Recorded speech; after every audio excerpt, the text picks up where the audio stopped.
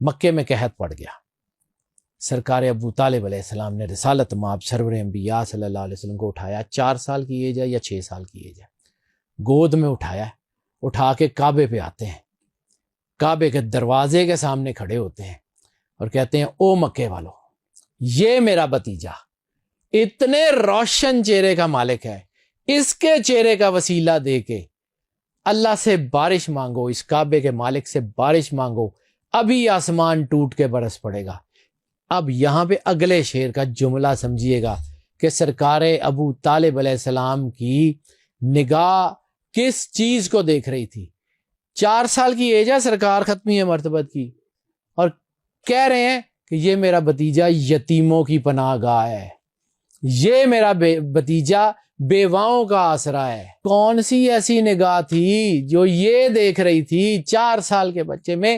وہ خود یتیم ہے. ہم تو جو ہے وہ ویسے منہ بھر کے کہہ دیتے ہیں کہ جی وہ سرکار تو والد نہیں تھے تو مکے کی دائیوں نے لینے سے گریز کر دیا. اور خدا دا نا یار, عبد المطلب غریب آدمی تھے, مکے کا سردار ہو, مکے کی سب سے بڑی حویلی کا مالک ہو, سب سے زیادہ پیسہ ان کے گھر میں ہو, مکے کو جو ہے پورے مکے کو روٹی کھلائیں 1.5 سال, وہ غریب آدمی تھے. اور پھر پتہ نہیں ہمارے ہاں جو ہے نا وہ بس کچھ چیزوں کو بانٹ دیا گیا, شیعہ سنی وہابی, اور سرکار ابو طالب علیہ السلام کا نام لینے سے ذرا کوئی مسئلہ جو ہے وہ کسی کو ہو جاتا ہے تو چلیں ہوتا رہے. میں تو سیدھی بات ہے, دین نہ شیعوں کا ہے نہ وہابیوں کا ہے نہ سنیوں کا ہے, دین رسالت مآب سرور انبیاء صلی اللہ علیہ وآلہ وسلم کا, دین کسی کا نہیں ہے. رسالت مآب سرور انبیاء صلی اللہ علیہ وآلہ وسلم کے فرمان کی روشنی میں جو مجھے دین سمجھ آتا ہے, ایک اللہ کوئی کمپرومائز نہیں, ایک رسول کوئی کمپرومائز نہیں, ایک کتاب کوئی کمپرومائز نہیں. جس نے رسول اللہ سے محبت کی یا جس سے رسول اللہ نے محبت کی اس کی محبت واجب, جس نے رسول اللہ سے دشمنی کی یا جس سے رسول اللہ نے دشمنی کی اس کی دشمنی واجب. بس جب سرور انبیاء صلی اللہ علیہ وآلہ وسلم کہتے ہیں کہ اپنی دوستی اور دشمنی کا معیار ہمیں بناؤ, تو بات ختم ہو جاتی ہے. جو رسول اللہ کا دوست ہے اس کے ساتھ دوستی, جو رسول اللہ کا دوست نہیں ہے ہمارا اس سے کوئی تعلق نہیں ہے. بے شک, سمپل, بے شک, بے شک, ٹھیک ہے. سرکار ابو طالب علیہ السلام کا کریکٹر, اتنا بڑا کریکٹر.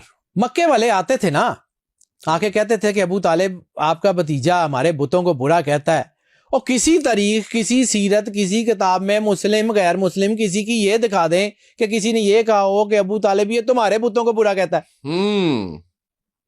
بالکل صحیح, ہمارے یہ کیوں نہیں کہا؟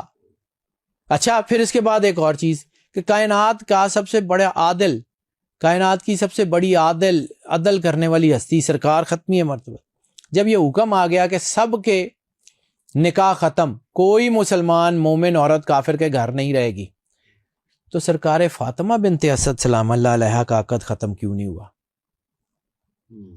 وہ تو سرکار ابو طالب علیہ السلام کی زوجہ رہیں, ان کے پردہ کرنے کے بعد ان کی بیوہ کی حیثیت سے بھی بہت لمبا عرصہ رہیں, ان کا گھر کیوں نہیں کیا؟ سرکار آپ کو کچھ چیزیں سمجھ نہیں آتی, چمگادڑ کو سورج نظر نہیں آتا تو اس کا مطلب ہے سورج کا قصور ہے. سرکار ابو طالب کو آگے کسی نے کہا, اچھا سب سے پہلی دعوت ذیل شیرہ اپنے جو ہے وہ اقربا کو بلایا, تو باہر سے تو کوئی نہیں تھے نا, بنو ہاشم کے ہی لوگ تھے. سیرت البیہ میں ایک جملہ ہے جی, میں تو سیرت بھی ایسے ہی پڑھتا ہوں ایک ایک چیز کو, مجھے اللہ نے نا استاد بہت اچھے دیے ہیں, تو مجھے یاد آ گیا, میں نے جو کرٹیسزم پڑھا نا وہ جیلانی کامران صاحب سے پڑھا, اللہ ان کی تربت پہ کروڑ کروڑ رحمت نازل کرے. جی کے صاحب ہم ان کو کہتے تھے, جیلانی کامران. تو جی کے صاحب سے جب میں نے کرٹیسزم پڑھا نا تو مجھے یہ سمجھ آئی کہ رک رک کے ٹھہر ٹھہر کے چیزوں کو پڑھنا کیسے اور سمجھنا کیسے ہے. صحیح. آج اگر میں یہ چیزوں کو یوٹیلائز کرتا ہوں تو یہ شکریہ ہے میرے استاد جیلانی کامران مرحوم رحمت اللہ علیہ, میں تو ان کو رحمت اللہ علیہ, انگلش کے استاد تھے لیکن وہ کمال ہی پرسنالٹی تھی, میں نے یہ سارا کچھ ان سے سیکھا. بہت خوب, اللہ کی رحمت کرے. بہت بڑا نام ہے سر, گورنمنٹ کالج یونیورسٹی میں جی کے صاحب, بگ نیم. خیر کم ٹو دا پوائنٹ, میں چھوٹی چھوٹی چیزوں کو نا کاٹ کاٹ کے پڑھتا ہوں. آپ نے ایک فلم دیکھی ہوگی دی میسج, اس میں ایک جملہ ہے, ذیل شیرہ پہ میں بعد میں آتا ہوں, میں اس لیے اس کو چینج کیا کہ میں اس ذیل شیرہ کا نا بیس بنا لوں. بیس بنا لیں, بالکل صحیح. اس میں ایک جملہ ہے کہ جب جو ہے وہ ابو جہل آیا جناب ابو طالب علیہ السلام کے پاس کہ ابو طالب آپ کا بھتیجا ہمارے بتوں کو برا کہتا اس کو روکیے. آپ اندر گئے, سرکار سے گفتگو فرمائی, باہر آ کے کہتے ہیں کہ میرا بھتیجا کہتا ہے, یعنی جملہ نام لیا سرکار کا, کہ میرا بھتیجا کہتا ہے کہ اگر میرے ہاتھ پہ ایک سورج اور ایک ہاتھ پہ چاند بھی رکھ دیں تب بھی میں اس چیز سے پیچھے نہیں ہٹوں گا. ٹھیک ہے. اور یہاں پہ جو جملے حضرت ابو طالب نے کہے ہیں جو کہ اس فلم کے ڈائلاگ میں ہیں, اور میں نے بھی یہ حدیث کی کتابوں میں پڑھے ہوئے ہیں, سیرت کی کتابوں میں پڑھے ہوئے ہیں, انہوں نے بھی ریسرچ کر کے بنائی تھی, وہ جملے بڑے خوبصورت ہیں. میرا بھتیجا تمہارے بتوں سے متفق نہیں, لیکن میں اپنے بھتیجے سے متفق ہوں. واہ واہ. سر اس جملے کا مطلب سمجھاتے ہیں مجھے. اب آ جاتے ہیں ذی الشیرہ پہ. اب سرکار ابو طالب علیہ السلام کو ذرا سمجھیے اور پھر واپس آئیے ذی الشیرہ پہ. ذی الشیرہ میں سرکار ختمی مرتبت بادشاہ کونین نے یہ تو نہیں کہا کہ میں نبی ہوں, میرا کلمہ پڑھو. پورا ذی الشیرہ کسی بھی سیرت کی کتاب میں آپ نے تو یہ نہیں کہا کہ میں نبی ہوں میرا کلمہ پڑھو. آپ نے کہا اللہ نے مجھے ایک بہت بڑی امانت دی ہے, تم میں سے کون ہے جو اس امانت کی بجاوری میں میرا مددگار ثابت ہو. کوئی بھی نہیں بندہ بولا. ایک 7 سال کا بچہ اٹھتا ہے, اس نے کہا یا رسول اللہ میں. رسالت مآب سرور انبی کہتے ہیں کہ علی آپ بیٹھ جائیں. پھر جملہ دہراتے ہیں.